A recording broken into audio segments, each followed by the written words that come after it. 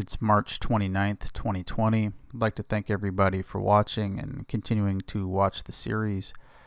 Please take care of yourselves and your family in this difficult time. Wash your hands, practice social distancing. What we have here is kind of a series of discarded ideas. Early in the process, I wanted to give at least equal time to those who like the cream jerseys, who like different aspects. Many people were kind enough to submit their opinions. Couldn't use all of them. Some people didn't get back to me, but I very much appreciated everyone who wanted to help. And then the second half, or the majority of this right here, is part one. I decided it was too long this morning, but part one of a long, basically just a podcast with some pictures thrown on that I had with Adam McGee and Jordan Tresky a few months ago. So there's some good stuff here. Again, appreciate all the support, and take care of yourselves out there and enjoy. What's up, everyone? Kane Pittman here, host of Locked on Bucks. If you haven't heard of the podcast, you should probably check that out. I did not get authorization to be able to plug my own work on here, but I'm doing it anyway, so hopefully that's okay. But we are here to talk about Bucks uniforms, and the thing I always think about when I think about Bucks uniforms is the number of variations they've had since I started watching the team. So I started watching the Bucks back in 2001, and that brings me to my first jersey that I ever got. I've got it right here. My favorite player of all time, Ray Allen. This jersey, the purple one, not exactly the most prettiest of jerseys, but I love it because this reminds me of when I was falling in love of the game of basketball. Ray Allen's my favorite player of all time. I did have another one of the purple jerseys. That was Andrew Bogut, a rookie jersey, white with the purple and green trim. That's packed away somewhere in the house here. So I haven't got that one with me, but I do love that one as well. Now, my second jersey that I want to show you guys that I've got, probably the best piece of merchandise that I've got in my collection over here, and that's a Giannis rookie jersey, the red one, signed. Now, you got to get in early with these things. I picked this up when Giannis was a rookie for $80, signed Giannis jersey, now MVP, probably about to be a two-time MVP. That's probably a pretty valuable thing to have, a signed Giannis rookie jersey. Again, not great memories with the Bucks wearing these jerseys, but they did draft Giannis, potentially on his path, if not already, to be the best player in franchise history. So that's obviously a special one. The third jersey I have here today, this one didn't work out as well as we would have liked. Jabari Parker. This was after the rebrand, so this one is a Fear the Deer, the first variation of the Fear the Deer. Jabari Parker, also signed. This one was cool to have. This one was also game worn. Obviously, things didn't pan out the way we would have liked with Jabari Parker, but I like that first variation of the Fear the Deer.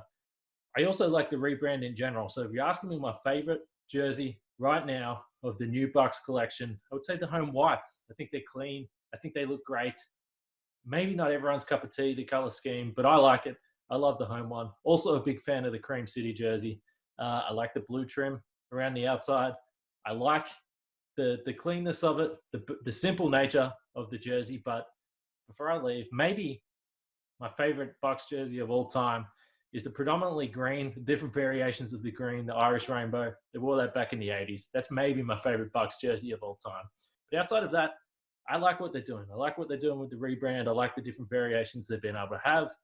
With Nike coming on board and all the different jerseys that we see each season, I'm always looking forward to what's coming next. But this is a little bit of my collection here. Before I go, remember, Locked on Bucks. Make sure you listen. Okay, so one of the reasons why I personally love the cream jerseys is when I think of Milwaukee, I think of cream. I mean, it's the cream city of all places. So having a cream jersey in general was always going to be a very good positive for me. Also, along with the cream, I like the green trim that was around it, both the collar and the sleeves. The green really just stood out. I don't know why, but I think it's just a simple touch of still having that green that's always been involved with the Milwaukee Bucks. But yeah, the green trim along with the cream, it also sticks out really good on my skin complexion. So for someone as dark as I am, it's great. Now for someone that's more on the lighter side, it's going to be a little bit more off. But for me, it was always, like I said, the dark complexion. And I was a big fan of the stripes that went across. Obviously, some people, it had the blue, which was always huge. Now, could they have replaced the deer head with the some lettering that said Milwaukee or the Bucks or even Cream City? Yeah, absolutely. But overall, I still think the Cream City was a lot better of a city jersey this year than last year's city's jersey. So that's just my personal opinion. But you know, I think everyone has their own preference. So Favorite Bucks uniform. I love the cream ones, and I know these jerseys were unlucky, but I gotta say the original Fear the Deer dark uniform, even though that court was cursed apparently, and they would lose most of the time when it was Fear the Deer night. When they had those jerseys on, I just love it. I just love the concept of them. I love the name. I love the dark color format. I like where the numbers placed on there. It's kind of small and it's just different. So I gotta say that's my favorite of the new jerseys. If I'm playing 2K, I'm gonna throw back to one of the ones with a little cartoon deer because there's something magical about Giannis yamming on people with a little adorable cartoon deer anywhere near that fierce bunch of man. So that's my picks. Okay, we're live. Gentlemen, welcome, etc., etc. Both of them are very esteemed influencers and very important uniform gentlemen. So we'd like to ask first, and maybe we can start with Adam. What's your favorite Bucks jersey or jersey short combo, or what's your favorite set or kit through the years? I've given this a lot of thought, and I think I've changed my opinion only ever so slightly on it over the last few years, and I think slightly is important. I'll get back to that in a minute because maybe this could change from day to day, from week to week, but I think it would come down to the answer is one of kind of two variations of the same theme. And where I'm going at with that is, for me, I'm going to go with the original, and I'm going to go with the green set. And a big part of this for me is I think they might be some of the best shorts ever in the NBA. I mean, I think the version of the Bango logo on those shorts is incredible. There's something particularly clean about that white trim and the red line going through it that is really kind of striking and clean at the same time. It's kind of going for something that I think they have tried to go for in a very different way years later. So that for me is probably my favorite. I like what was, I guess, the home version of it, the white at the time too. I tend to prefer the road greens through most Bucks jerseys in history. But what I was getting at the start is, if you were to ask me another time, I could possibly say the 1974 version, with the kind of the more decorative typeface, which is very, very similar in so many ways, just with that flourish. I think the reason that works can point to just how strong the original is, that if you have a base that's as good as they had from the beginning, you can kind of play around with it a little and make jerseys that are very similar and at the same time offer something completely different and have the same kind of impact and success. So that's the one that's a little bit more. I think that's the block type, a little bit more than the cursive. Yeah, the shorts on that one are just. I don't think I had ever even seen that Bucks. I just don't think that existed anywhere. At least I never saw it as a child anywhere growing up. But when they brought that one back a couple of years ago in association with the Mecca, that was quite the delight.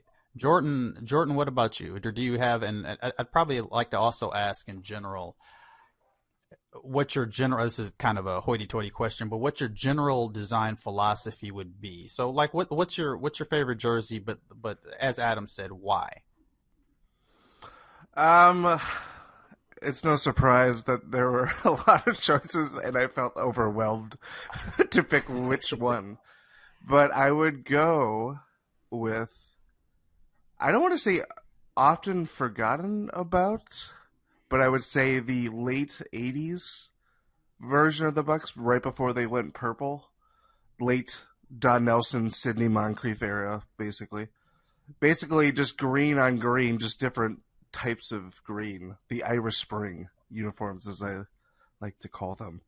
I don't know. There's something about it. I think there's also, it's influenced by, when everybody thinks of the Bucks teams of the 80s, they associate that kind of the red and green uniforms with it.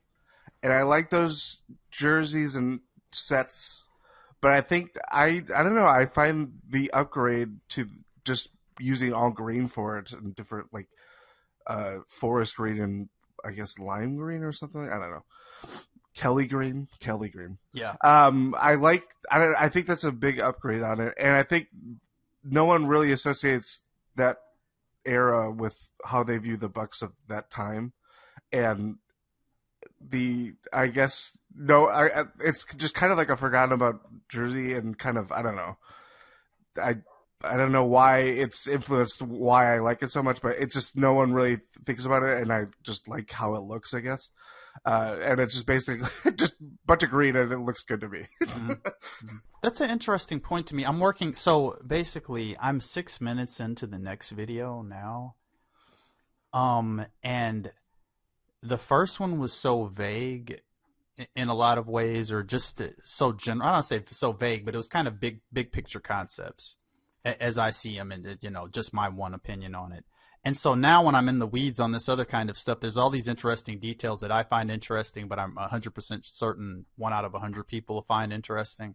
Because what you said is absolutely certain, absolutely accurate, that they had this green setup, but it would seem, so the Bucks start out as a red and green team, and at a certain point wait, was that Ben? No, that's some dog like way off, like near me, but not my dog. So I don't know what that is.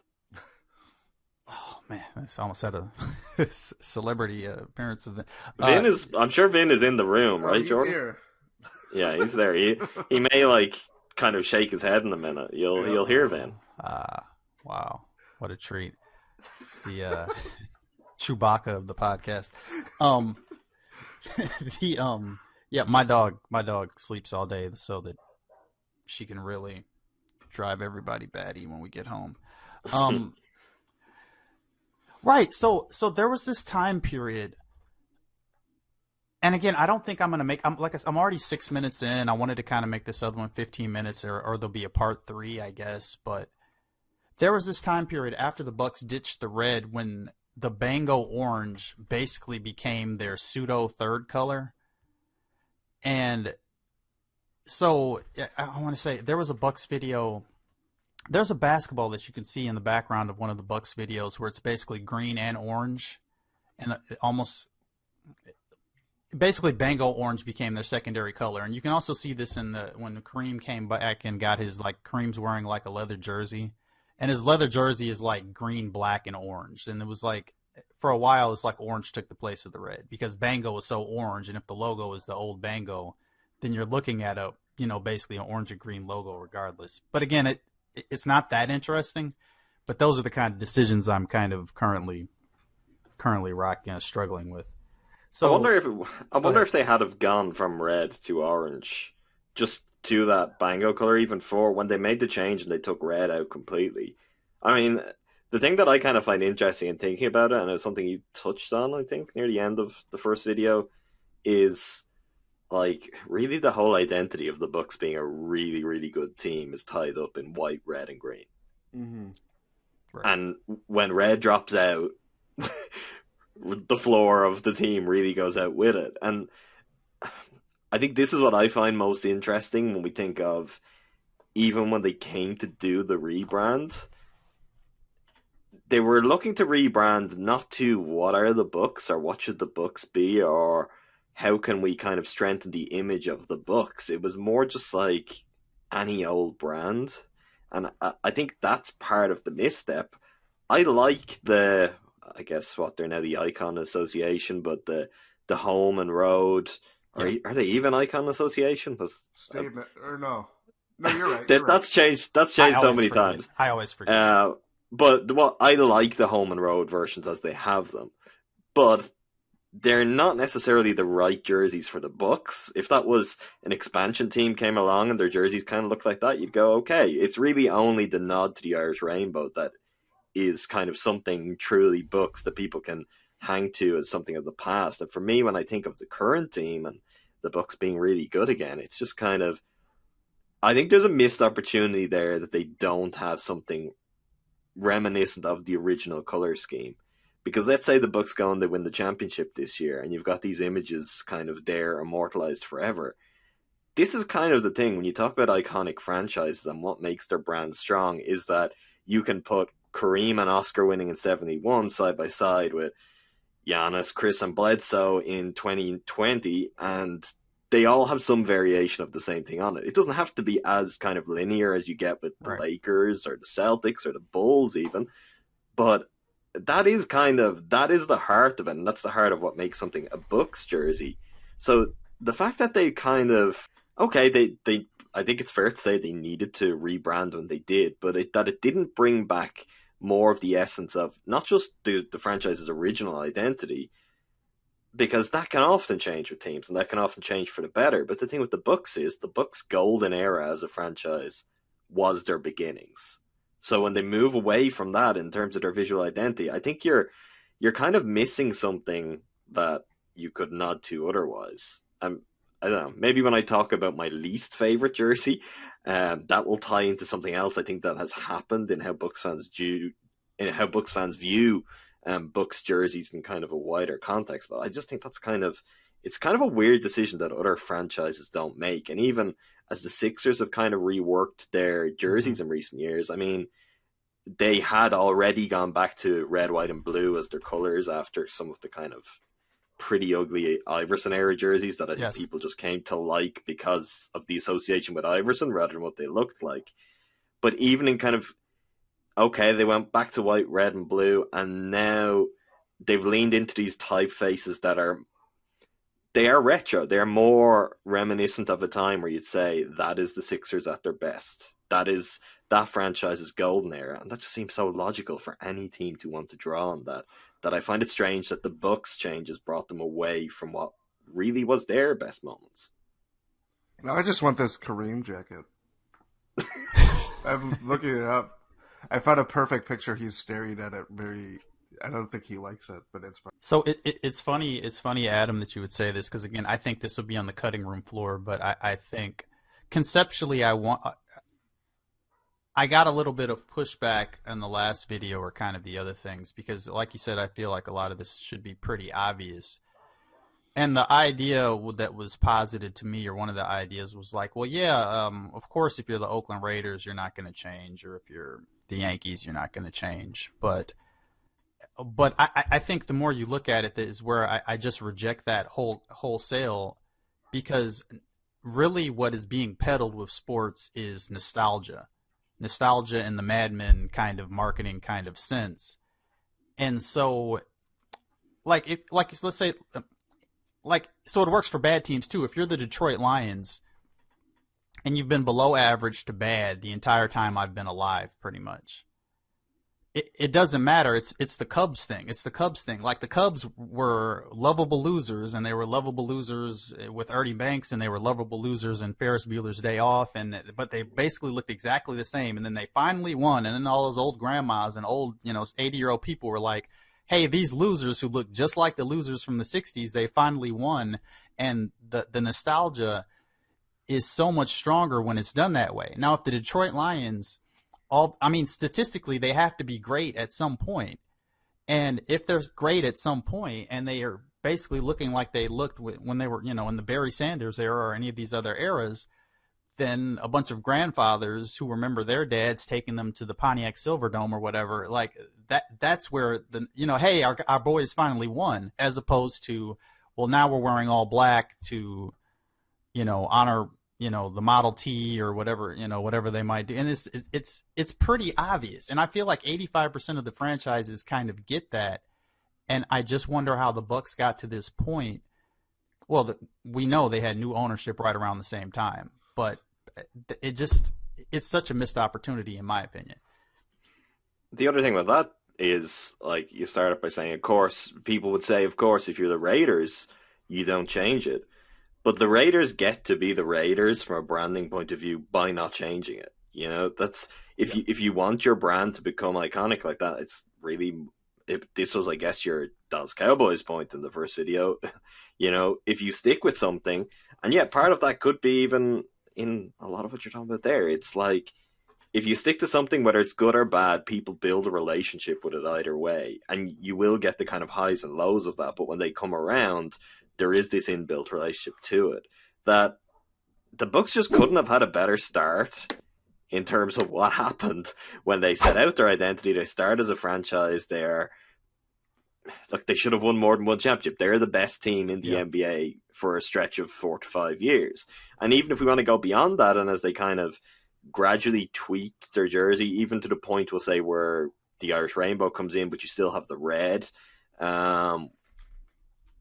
Right up until that point, that's an incredibly successful franchise. Almost an historically successful franchise in terms of their consistency of winning. I mean, if people think of how the Spurs are viewed now in terms of like consistency year to year to year, that was really the first 2 decades of the Bucks, and they looked a certain way. Like, I think the impression of the Bucks obviously would have changed based on how things went downhill once the uniforms did change, but there was also never anything to look back on fondly, and it always seemed so distant. The jerseys were so different, really, until they rebrand out of the purple and green and go back to the white, red, and green in 06, 07. That's the first time where any kind of sense of that identity comes back in, and yet I just think those jerseys, and particularly the word mark, was really bad. And I think the logo was not very good, very far from timeless. But it's just something where if you kind of stick with it, I think that's when you become one of those iconic brands. And it's just this kind of urge to keep twisting and keep saying, okay, well, what way can we do this? How can we adjust to the trends? Which I think is a really significant thing with the Bucks. The Bucks have always been about, okay, how do we make our jersey look more of the now? When really what they should be striving for is timelessness, because that's what the best uniforms by consensus do. I feel also Cleveland is such a strong parallel with LeBron. I wouldn't really count the Pelicans, and I don't think I'll have time to say this, but you go through all 3 of the leagues, and I think maybe baseball the least of the 3, but 85% of the teams get it. And then there's a few teams that are still searching for this brand. And I would also argue that it's not a coincidence that a lot of them work in color palettes that don't quite work. I mean, and again, there's a little bit of hypocrisy because I think we're all locked in. Adam wasn't raised a Bucks fan, so it's maybe a little bit different.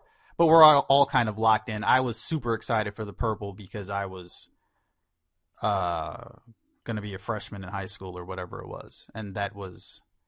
I think a lot of the marketing push at the time, you really couldn't, at least at the malls that I shopped at, you really couldn't buy Bucks gear. And when Champion, there's a part in this new video a little bit about when I want to say throwbacks, but not really the throwbacks, the, what's the word I'm looking for? They're not swingmen. They were basically inauthentic jerseys, basically the $40 jerseys that you could get. Oh, like replicas? Yeah, replicas, yes. The clear replicas, there was such a range. Like, some of them looked really well, but kind of the more involved the actual jersey was, the worse the replica looked. So the Bulls replicas always look good. The Celtics replicas look good. And we thought, compared to the Bucks went from an Irish rainbow replica that you could get for Champion to the purple, which looked pretty good. Like, no one in my neighborhood really, people were, like, buying authentic jerseys wasn't really a thing. I had to get a job before I could get, like, at some point I got an authentic Damon Stoudemire. But anyway, the point is, the point is, I think a lot of times you're stuck in the area, that you think that the franchise visual identity when you were growing up was the strongest, and so that's the most important to you. But that's why, to Adam's point, in my opinion, it's so important to maintain this through line through the eras. And word marks can be tweaked, and shorts can get longer and shorter again, and all these other things can go within kind of the design phase. But what's important is to lock in the nostalgia. Oh, and to my Cavs point, one more thing I wanted to say about that. So to my Cavs point, the Cavs have no identity, and now the Cavs are a fad that came and went. The Cavs were a wine and gold team, and for a while they were a blue and orange team in the kind of Mark Price, Larry Nance era. And so they were this team that vacillated between red and blue, and they had all these different colors. And then, of course, LeBron was the biggest star in sports, and then they had to just try every color. and they did everything. I still feel like they did it better than the Bucks because, in the Cavs era, at least they had throwbacks. But they just tried everything. They tried everything, and then LeBron came and left, and then he came and left. And now they're gone, and there's nothing left to it. So we'd like to ask you two now, Adam, what's your least favorite Bucks jersey? I'm gonna circle back to one that isn't my least favorite, but I think isn't as good as a lot of people would like to think. I feel like there could be some guesses to what that is already, but I'm gonna circle back to that because it isn't outright my least favorite. My least favorite Bucks jersey is undoubtedly